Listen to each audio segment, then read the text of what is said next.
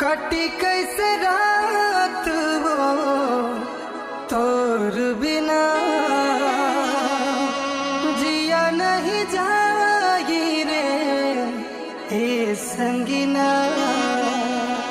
DJ Pintu Yadav जिला डिंडौरी खुरपार वाले।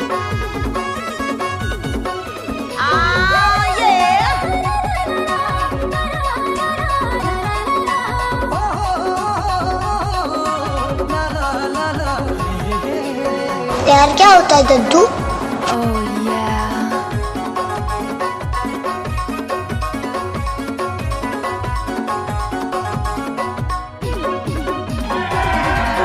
तोर मोर चक्कर होगी मशगूल जन जाना मोरे आखिर तू कहा जाबे ते नहीं सुनते ते कहा जाबे जानत दिल अब जानत से तोर बिना मैं न रहूं मोर बिना ते कहा जाबे ते नहीं सुनते ते कहा जाबे कटी कैसे रात वो तोर बिना जिया नहीं जाई रे ए संगीना।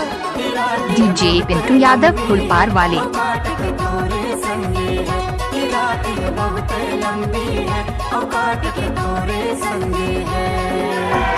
डीजे पिंटू यादव जिला डिंडौरी खुरपार वाले।